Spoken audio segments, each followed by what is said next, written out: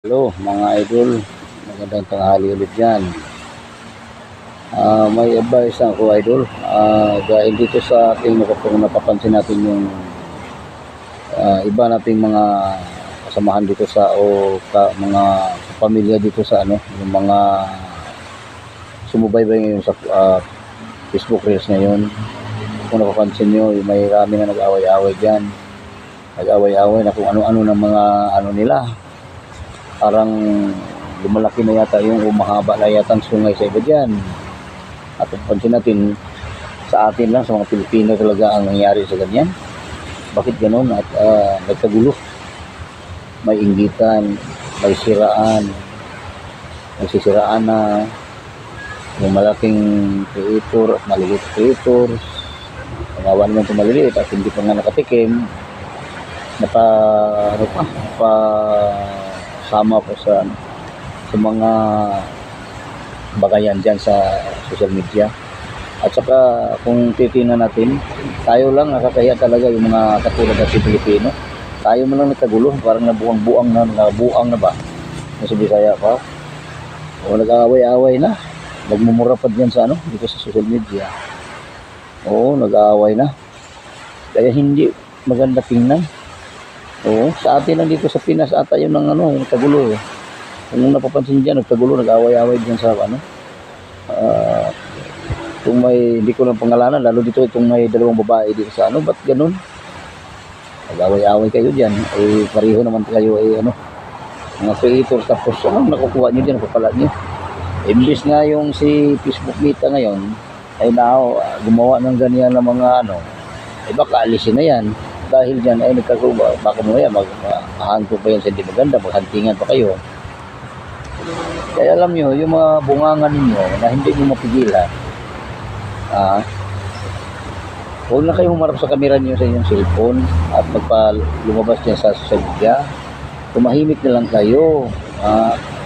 Kasi kahit gano'n paganda sa itsura nyo, pag ganyan ang ugali ninyo, nawawala yung ganda ng itsura nyo, naging pangit kayo. Oo, naging kulay kayo sa ugali ninyo na pinapakita nyo sa social media. Hindi maganda tingnan. Hindi magandang influensya yan. Gumawa na lang kayo ng maganda. I-sample ko sa inyo si Juilin. Yung mga ganyan na ginagawa. Siya na nga ang ninakawan. Gumagawa pa siya ng tama lagi. Yung mga ganyan. Hindi yung sarili na nga lang ninyo ang nyo. Tapos ngayon, nag-aaway pa kayo sa social media. Nakakahiya kayo. Sabihin natin may itsura ka magaganda kayo, pero sa totoo lang natatabunan yung itsura niyo sa ugali ninyo. Sa totoo lang kung hindi ko kayo kilala, pero dahil dyan parang pag ako'y nakapansin siya pag nakakita ko sa inyo dyan sa social media na ganyan, bangayan kayo, sarap nyo rin sampigain mga mukha, mga bungangan ninyo Saka yung ibang magawa, kundi puro lang kayo nag-aaway-aaway dyan, mga high-to pa kayo. Oo, hindi ko kayo pinangalanan Kung sa totoo lang, kung kapitbahay ko kayo, baka inakit ko na yung bahay nyo at sinabunutan ko ng mga mukha nyo, mga bungangan nyo, baka sinapiga ko na yung mga bungangan. Sino may magulang dyan? Di ba ninyo pagsabihan yan? Pagsabihan nyo yung mga anak nyo. Kayo kung may mga asawa kayo, yung asawa nyo, pagsabihan nyo yung mga babae o mga asawa, mga wife nyo, kasi nakahiya. Masamang influensya yan. Nasa social media pa naman. Alam niyo ba na may mga bata din dyan, mga underage na nanonood dyan. Mamaya pag nakita, napansin nila yan. Ang pangit tingnan, ang pangit. Masamang influensya yan. Kaya tumigil na kayo. Mga hayop na kayo, nakakahiya kayo. Tayo lang Pilipino, nakakahiya wala naman mga tag-ibang bansa na nag-aaway Aba, ito talaga sa mga, hindi naman sa like Pilipino din ako, pero nakakahiya talaga. Sasama talaga ugali niyo. Hindi matumbasan sa mukha ang ugali. Pag ang ugali niyo, yun talaga. Yun, doon nakikita, wala sa pagmumukha, sa panlabas nakikita ang kagandahan sa tao Kundi na sa panloob, sa ugali. Kaya tumahimik na kayo. Ayos kayo. Wala kayong hindi naman kayo nakatulong sa kapwa Gayahin nyo si Juilin Delpin. Yung ganyan, tumutulong.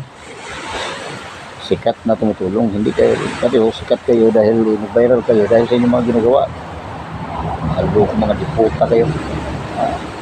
Yun, yung nag-aaway dyan lagi sa ano. Mahabang ihi, mabaho naman. Pero kayo mahaba ang igo. Taas ng igo ng tayo. Mabaho naman.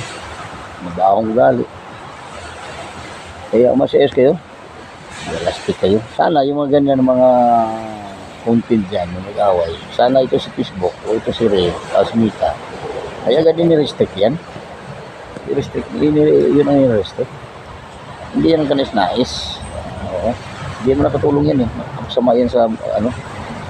Oo, hindi yan bad influence yan na ganyan. Oo, nakikita ko kayo dito sa ano eh. Dalawa kayo nag-away. Ano kayo, nag-iringan kayo dito sa social media. Kaya kayo. Ha?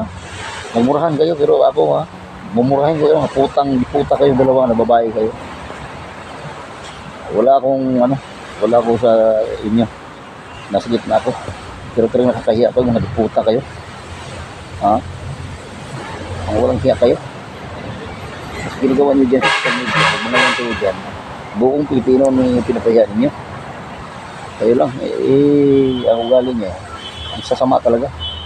Wala sa mukha ang kagandahan, nasa ugali. Ngayon, ang sama ng ugali niya. Kaya hindi nagtatabunan na yung mga mukha niyo sa mga ugali niyo. Hayop pa kayo. Tumahimik ka kayo, mga panuway kayo. Magbitsi kayo.